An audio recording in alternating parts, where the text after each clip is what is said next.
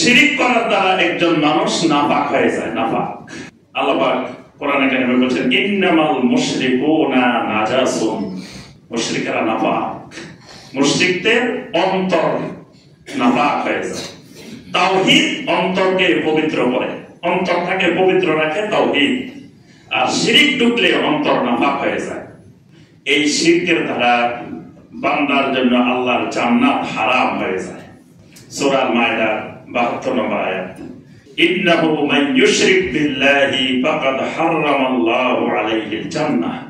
যে ব্যক্তি আল্লাহর সাথে শিরক করবে আল্লাহ তার জন্য জান্নাতকে হারাম করে দেন। নাউযুবিল্লাহ।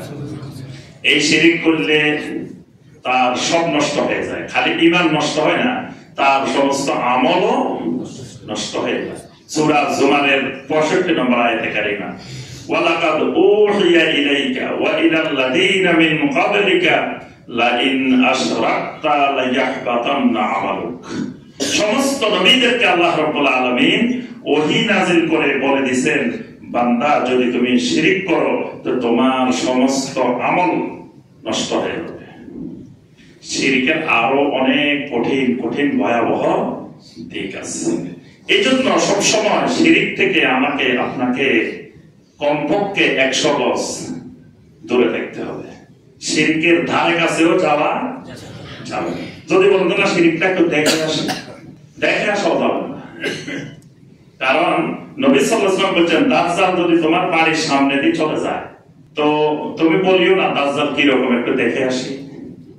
দাজ্জাল দেখতে যাইও না, কারণ দাজ্জাল দেখতে গেলে দাজ্জালের ফিতনাটা এত কঠিন, এত ভয়াবহ, তুমি ওই ফিতনায় গ্রাস হয়ে যেতে পারো, তোমাকে ওই ফিতনা পেয়ে বসতে পারো। এজন্য শিরিক দেখার জন্য যাওয়া যাবে না, শিরিকটা একটু দেখে আসি কিরকম, এটাও করা যাবে। শিরিক থেকে সবসময় দূরত্ব বজায় রাখতে হবে। আল্লাহ পাক আমাদেরকে তৌফিক দান করুন।